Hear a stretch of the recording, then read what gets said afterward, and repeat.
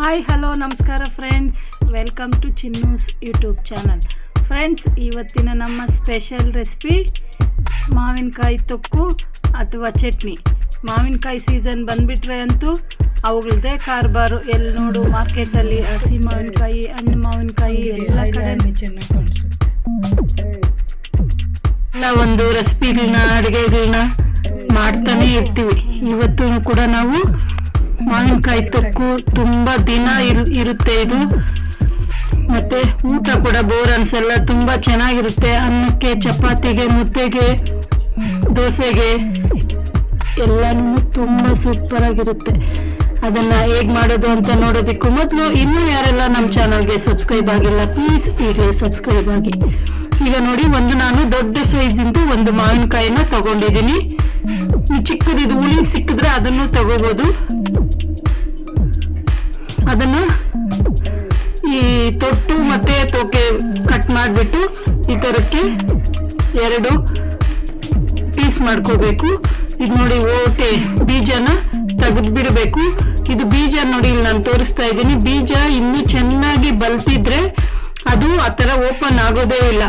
ಆವಾಗ ನಿಧಾನವಾಗಿ ಓಪನ್ ಮಾಡಿ ಅದನ್ನ ತೆಗೆದು ಎಸ್ದು ಬಿಡ್ಬೇಕಾಗುತ್ತೆ. ಆ ಬೀಜದ ಮೇಲೆ ಇರೋ ಇದನ್ನ ಇಲ್ಲಿ ಅದಿಲ್ಲ, ಹಂಗಾಗಿ ಹಂಗೆ ಕಟ್ ಮಾಡ್ಕೊಳ್ತಾ ಇದ್ದೀನಿ. ಈ ತರ ತೆಳುವಾಗಿ ಪೀಸಸ್ ಆಗಿ ನೋಡಿ, ಇದು ತೋರಿಸ್ತಾ ಇದೀನಲ್ಲ, ಆ ತರ ಅದೇನಾದ್ರೂ ಬಲ್ತಿದ್ರೆ ಅದನ್ನ ತೆಗೆದು ಬಿಡ್ಬೇಕು. ಈ ತರ ಪೀಸ್ಗಳಾಗಿ ಕಟ್ ಮಾಡ್ಕೋಬಹುದು. ಇನ್ನೊಂದು ವಿಷಯ ಇಲ್ಲೇನು ಅಂತಂದ್ರೆ, ಇಲ್ಲಿ ನಾವು ಮಿಕ್ಸಿಗೆ ಹಾಕೊಳ್ತಾ ಇದೀವಿ. ಮಿಕ್ಸಿಗೆ ಹಾಕಿ ಪೇಸ್ಟ್ ಮಾಡ್ಕೊಳ್ತಾ ಇದೀವಿ. ಅದಕ್ಕೆ ಒಂದು 7-8 ಮೆಣಸಿನ್ಕಾಯಿನ ಹಾಕ್ತಾ ಇದೀವಿ. ನಾವು ಮೆಣಸಿನ್ಕಾಯಿ ಎಷ್ಟು ಕಲರ್ ಇರುತ್ತೋ ಅಷ್ಟು ಚೆನ್ನಾಗಿ ತೊಕ್ಕು ಬರುತ್ತೆ. ಇಲ್ಲಿ 1 ಸ್ಪೂನ್ ಅಷ್ಟು ಉಪ್ಪು ಹಾಕೊಳ್ತಾ ಇದ್ದೀನಿ, ಕಲ್ಲುಪ್ಪು. ಅದನ್ನು ನೋಡಿ ಇವಾಗ ಮಿಕ್ಸಿಗೆ ತರಿಯಾಗಿ ಗ್ರೈಂಡ್ ಮಾಡ್ಕೊಂಡಿದ್ದೀನಿ. ಇಲ್ಲ ಇದನ್ನ ಬೇಕಾದ್ರೆ ನಾವು ತುರ್ಕೊಂಡು ಕೂಡ ಮಾಡ್ಕೋಬಹುದು. ಮಿಕ್ಸಿಗೆ ಹಾಕೊಳ್ಳೋಷ್ಟಿಲ್ಲ, ತುರ್ಕೊಂಡ್ರೆ ಅದನ್ನ ಹಂಗೆ ಒಗ್ಗರಣೆಗೆ ಮಾಡ್ಬೋದು. ಈಗ ನೋಡಿ, ಒಂದು ಪ್ಯಾನ್ ತಗೊಂಡು 200 ಗ್ರಾಮ್ ಅಷ್ಟು ಎಣ್ಣೆ ಹಾಕಿ ಬಿಸಿ ಮಾಡ್ಕೋಬೇಕು. ಅದರಲ್ಲಿ 1 ಸ್ಪೂನ್ ಅಷ್ಟು ಸಾಸಿವೆ, ಮತ್ತೆ ಅರ್ಧ ಸ್ಪೂನ್ ಅಷ್ಟು ಹುರಿದಿರೋ ಮೆಂತ್ಯ ಮತ್ತೆ ಸಾಸಿವೆ ಪುಡಿ, ಮತ್ತೆ 1/4 ಸ್ಪೂನ್ ಅಷ್ಟು ಸಾಂಬಾರ್ ಪುಡಿ. ನೋಡಿ, ಇಲ್ಲಿ ಸಾಂಬಾರ್ ಪುಡಿಗೆ ಒಳ್ಳೆ ಬ್ಯಾಡಿಗೆ ಮೆಣಸಿನ್ಕಾಯಿ ಹಾಕಿರೋದ್ರಿಂದ ಒಳ್ಳೆ ಕಲರ್ ಬರ್ತಾ ಇದೆ. ನೋಡ್ತಾ ಇದ್ದೀರಾ ನೀವು, ಒಳ್ಳೆ ಕಲರ್. ಇವಾಗ ನಾವು ಈ ಮೆಣಸಿನ ಪುಡಿ ಯಾವ ತರದ್ ಹಾಕ್ತೀವೋ ಅದ್ರ ತರದ್ರ ಮೇಲೆ ಕಲರು ಡಿಪೆಂಡ್ ಆಗುತ್ತೆ. ಇವಾಗ ನಾವು ರುಬ್ಬಿಟ್ಕೊಂಡಿದ್ದಂತಹ ತೊಕ್ಕನ್ನ ಇದರಲ್ಲಿ ಹಾಕೋಬೇಕು. ತುರಿದಿಟ್ಕೊಂಡಿದ್ರೆ ಡೈರೆಕ್ಟ್ ಆಗಿ ತುರಿದಿಟ್ಕೊಂಡಿರೋದನ್ನು ಕೂಡ ಇಲ್ಲಿ ಹಾಕೋಬಹುದು. ಹಾಕೊಂಡು ಚೆನ್ನಾಗಿ ನೋಡಿ ಕುದೀತಾ ಇದೆ. ಹಸಿ ವಾಸನೆ ಎಲ್ಲ ಹೋಗೋ ತರಕ್ಕೆ ಆ ಎಣ್ಣೆಯಲ್ಲಿ ಚೆನ್ನಾಗಿ ಫ್ರೈ ಮಾಡ್ಕೋಬೇಕು.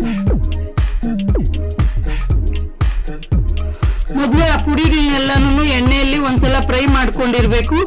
ಮತ್ತೆ ಈ ತೊಕ್ಕನ್ನು ಕೂಡ ಅದ್ರಲ್ಲಿ ಹಾಕಿ ಚೆನ್ನಾಗಿ ಎಣ್ಣೆಯಲ್ಲಿ ಫ್ರೈ ಮಾಡ್ಕೋಬೇಕು. ನೋಡಿದ್ರಲ್ಲ ಫ್ರೆಂಡ್ಸ್, ಇವಾಗ ಚೆನ್ನಾಗಿ ಫ್ರೈ ಆಗಿದೆ. ಕಲರ್ ಕೂಡ ಎಷ್ಟು ಚೆನ್ನಾಗಿದೆ, ನೋಡ್ತಾ ಇದ್ರೇನೆ ಹಾಗೆ ತಿನ್ಬೇಕು ಅಂತ ಕೂಡ ಅನಿಸ್ತಾ ಇದೆ. ಈಗ ಸ್ಟವ್ ಆಫ್ ಮಾಡ್ಕೊಂಡು ಸರ್ವಿಂಗ್ ಬೌಲ್ ಅಲ್ಲಿ ಸರ್ವ್ ಮಾಡ್ಕೊಳ್ಳೋಣ.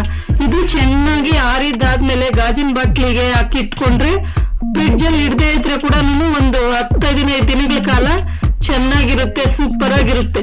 ಇದನ್ನ ಬಿಸಿ ಮೇಲೆ ತಿನ್ನೋದಕ್ಕಿಂತ ಆರದ ಮೇಲೆ ತಿಂದ್ರೇನೆ ತುಂಬಾನೇ ರುಚಿ.